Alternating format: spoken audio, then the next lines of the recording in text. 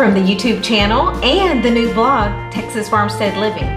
On today's video, I'm going to show you how to make lacto-fermented peach salsa.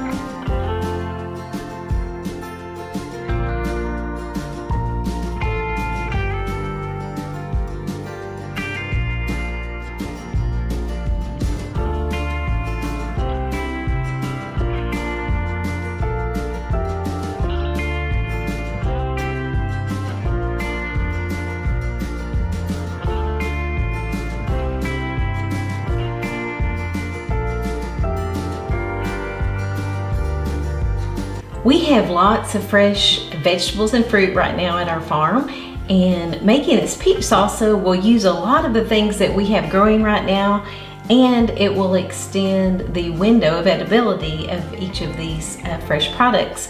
So not only that, but when you ferment anything, it enhances the flavor and it brings out all these complex nuances and actually adds to the product. So, and another benefit is it makes lacto-fermentation is really good for us. It is good for digestion, and it actually adds vitamins and minerals when we ferment things. So let's get started. I want to talk about what you'll need. What you will need to make this fermented peach salsa is, first, let's talk about the container. You can use a regular ball canning jar, and you can just use a lid and a ring if that's all you have. I like to use bubblers because I like to see this little float will go up when the fermentation starts, and it will fall when fermentation's over. That's just what I like. I also love these picklet jars because they're super easy, and they're usually 100% successful, I hear. I don't believe I've ever had a ferment fail, but anyway, they have the bubbler also, so you can invest in those, and I will leave some information below about both of these. You will need farm fresh peaches. If you are using produce from the grocery store and you are concerned about, you might want to peel the peach. I use the whole peach. These are my peaches, 100% organic. I'm not worried about it at all. And we're gonna need about 2 cups of diced peaches. Okay, we're gonna need jalapenos. These are from my farm also, not worried at all about if there's any kind of residues. And I like to use around 1/4 of a cup, but you use them or don't use them at all if you're feeding them to children. So today, I only have this, I didn't have a lot of tomatoes ripe today, so we're just gonna do what we usually do. We're just gonna go with what we have and, just make it work. So, but I like to use around 1 cup of tomatoes. And then these are our red onions, and I'm gonna use, maybe like 1/2 cup, something like that. But and of course, I like to put cilantro in it, and you're going to need around 1/4 cup of lemon juice, freshly squeezed lemon juice.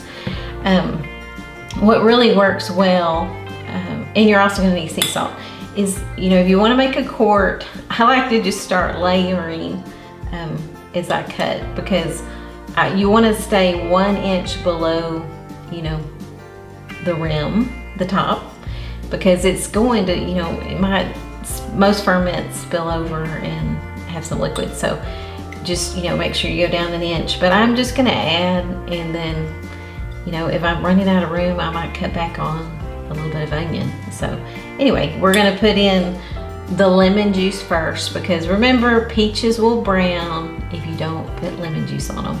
So we're gonna go ahead and put our lemon juice in our jar, then we're gonna slice our peaches, then do our tomatoes, and then do our onions, and then our jalapenos, and then add a little cilantro and salt, and we're gonna stir it up, and we're gonna be ready to go. So let's get started.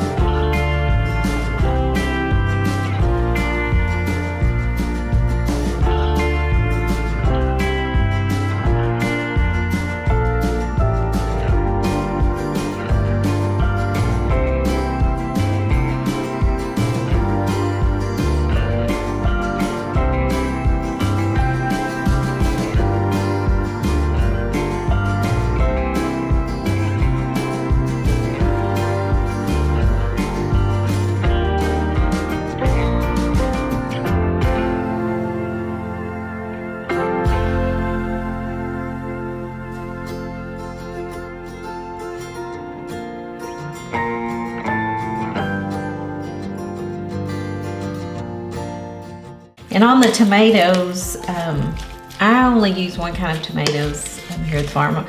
I use a tomato that is passed down from the Dust Bowl by my mother-in-law, and it's, you know, it's real predictable, but it is somewhere between a cherry tomato and aroma. It doesn't have, you know, quite as much liquid, but we have quite a bit of lemon juice, so I think that'll be okay. So let's go ahead and spoon it into our jar. But feel free to use whatever tomato you have. Just use what you have. That's kind of the whole point. We have peaches, we have jalapenos, we have onions. So we are making this delicious salsa.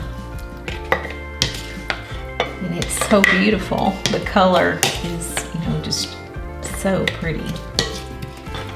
So we're going to make sure it fits in here. I just love, you know, making things this way. It's just easier. I wouldn't recommend chopping the vegetables in a food processor. I just don't think salsa turns out as well unless you chop it by hand. But it's worth it. So it looks like it's just perfect. We're about 1 inch below the top.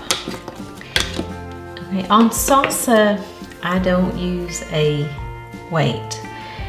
I just, you know, it always floats to the top, the little pieces of onion, so I just do not do that.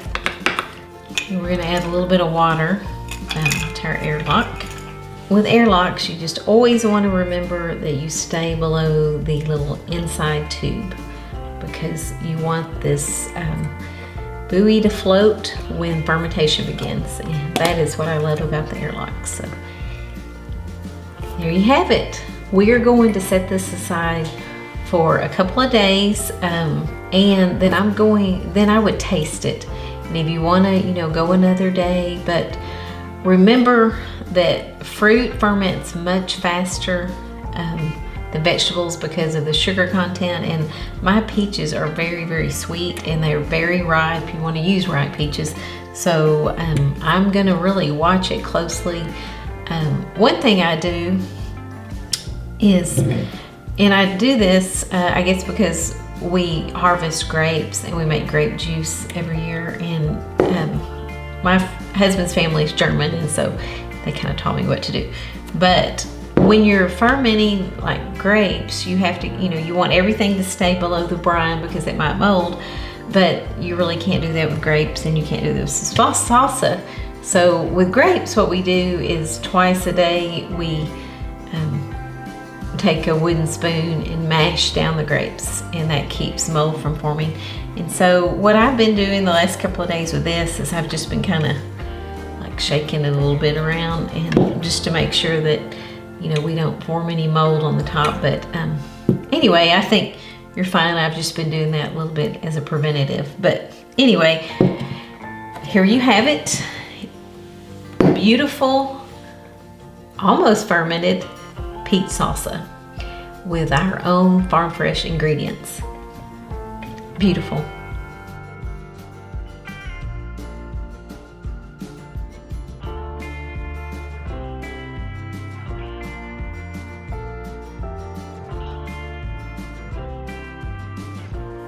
I hope I've inspired you to make lacto-fermented peach salsa.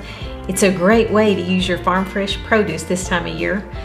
For more information on how to make this fermented peach salsa, go to texasfarmsteadliving.com to our new blog, and you'll find more tips and more details. Please subscribe to our channel for more on Farmstead Living, and please give this video a like, and please follow us on social media. From our Texas Hill Country farmstead to you, have a blessed day, and we'll see you on the next video. Bye-bye.